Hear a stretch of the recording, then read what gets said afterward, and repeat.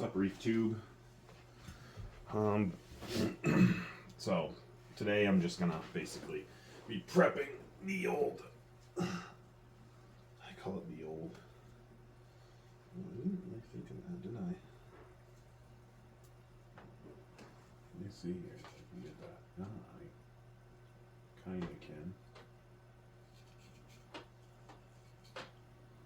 Yeah, I guess I can. Okay. Sorry about that.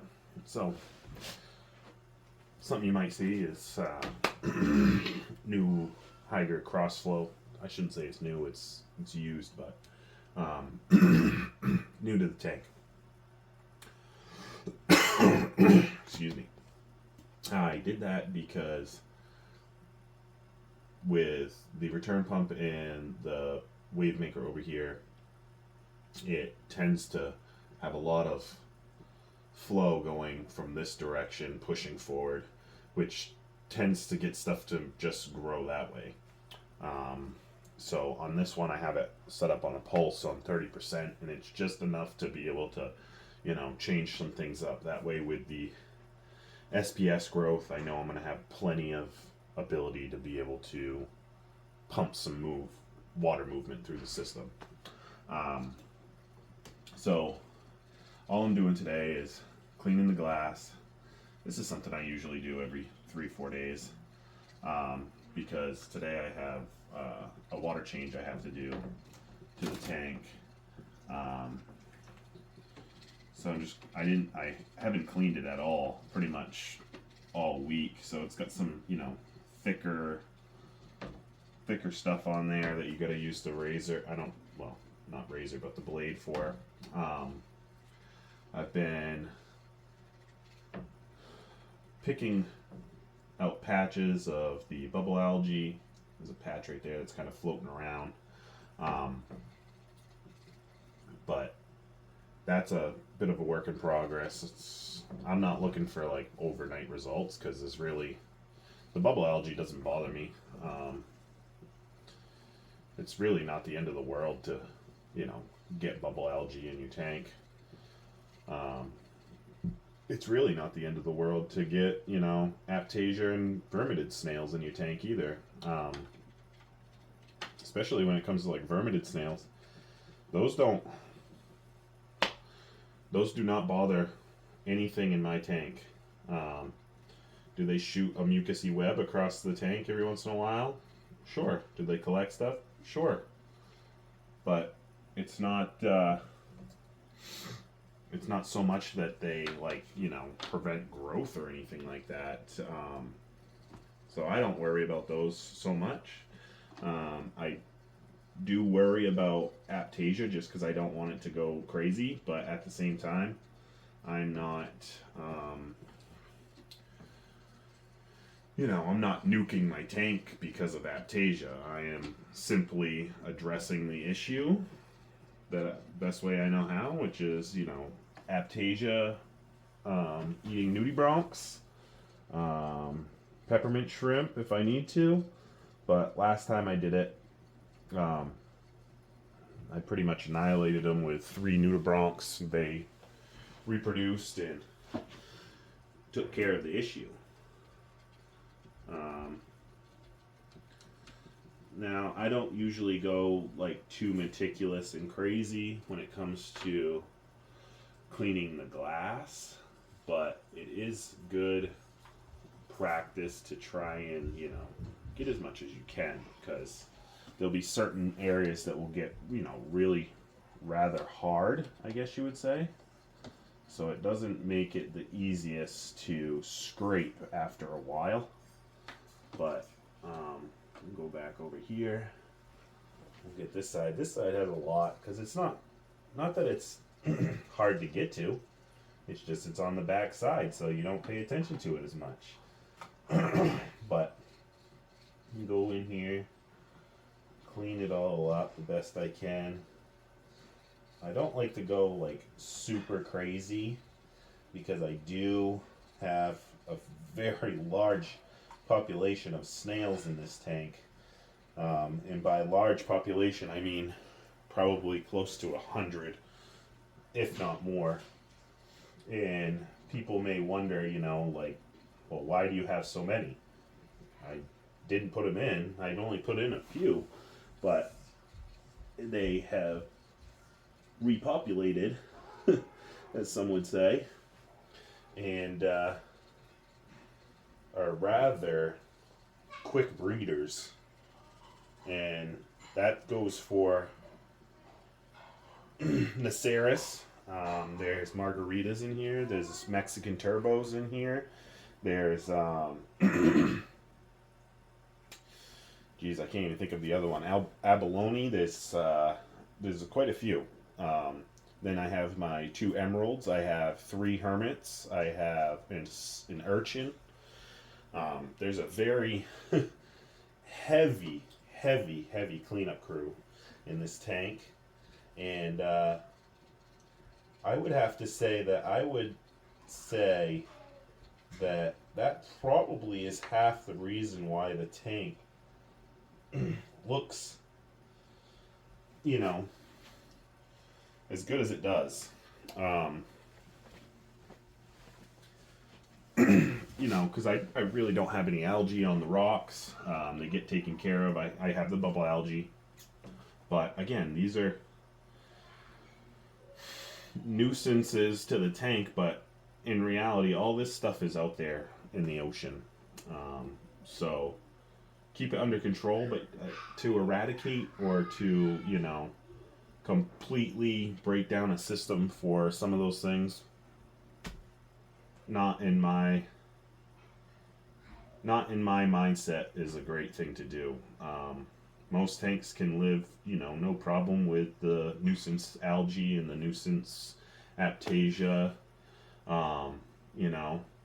If you see a big aptasia, a little bit of kelp paste will certainly annihilate that one pretty easily.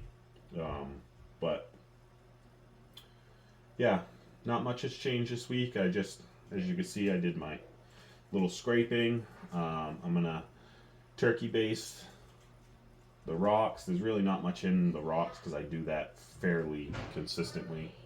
But I'm going to do my water change today and just let it keep running. Check my parameters on Tuesday. I checked them. Excuse me. I checked them last night. Was it last night or the day before? Either way, elk is still a little high, but I did up my kalkwasser, so I'm not really too worried about that. pH peaks around like 8.45, and then probably gets down to a low of like 8.2, which is sometimes a little lower depending on kids and people we have over the house, because it's a small tank, so it can change relatively quickly. But other than that, not much has changed besides just the power head, the wave maker. I still have my top shelf acro over on my frag rack just because I want to, keep an eye on it. It's getting relatively good flow and good light right where it is. I do have to move. I think I'm going to move the stylo down here inside the zoas, and then I'm going to take the acro and put it over. But other than that,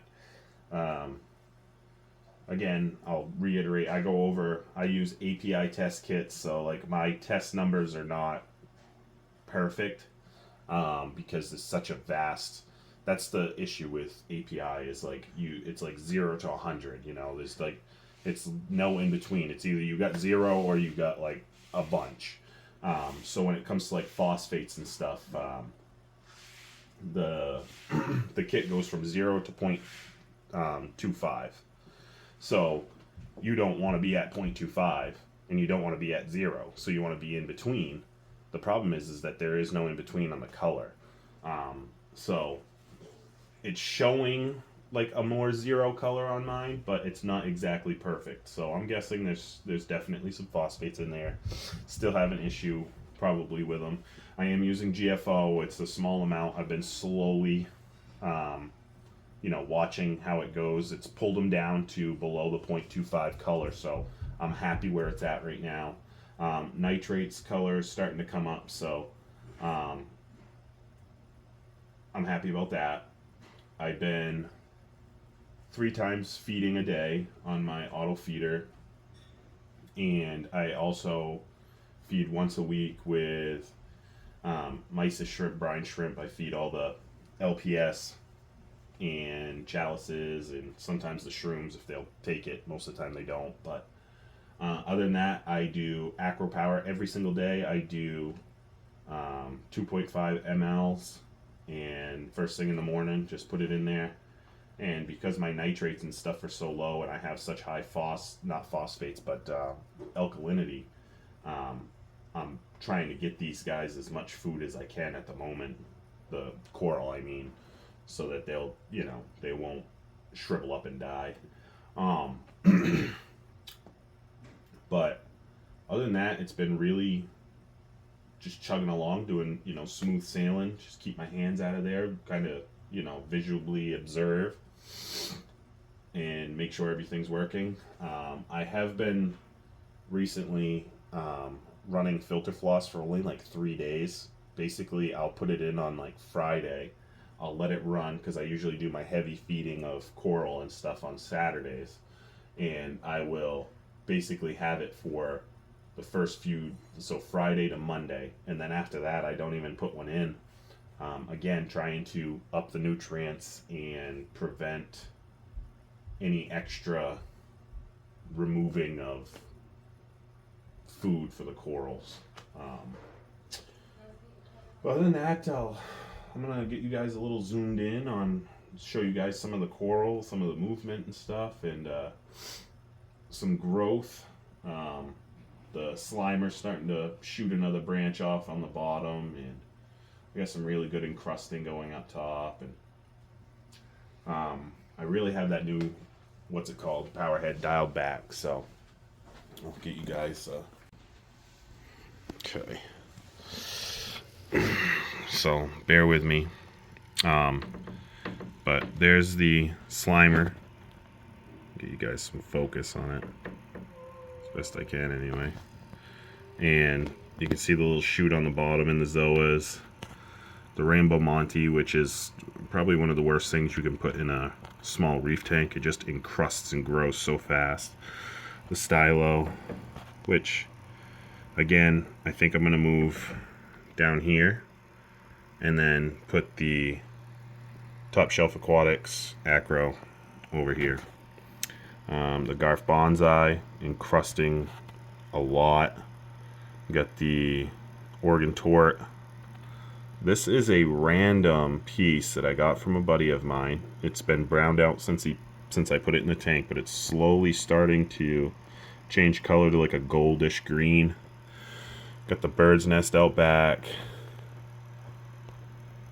The Forest Fire Digi, which the green skin is starting to slowly come back. I'm going to attribute to that is to having some kind of nutrients in the tank.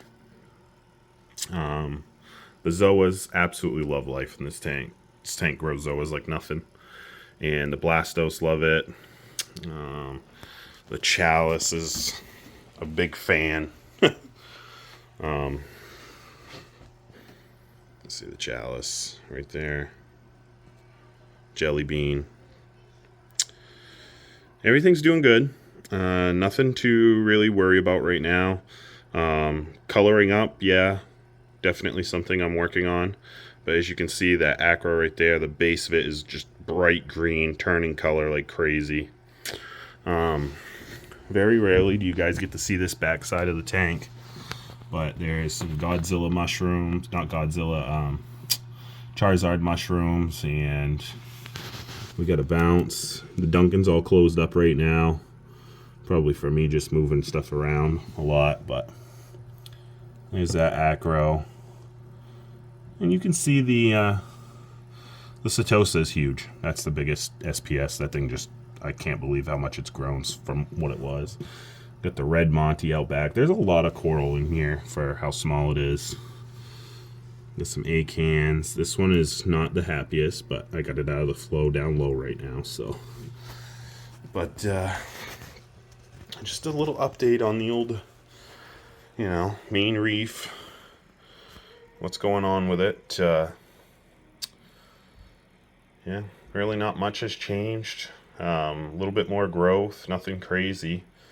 Gonna do my water change here in about a half an hour, but if you guys have any questions on anything, hit me up in the comments. Or I love the appreciation. There's tons of people been giving me some, big love on the tank, which is great. I truly appreciate it because, for me, I see this tank every day, but for you guys don't get to see it every day, and when you do, you guys shout out the love. It's awesome.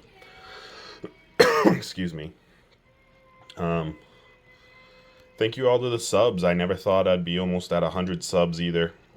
Pretty wild. I've started a fish tank journey for well over 10 years now, and finally got one that's, up to my standard, I guess you would say, and I have the time to be able to put into it, and it's really, it's flourishing and it's showing. So, like, comment, subscribe, all that happy stuff, and I'll see you guys in the comments and in the next video. Later.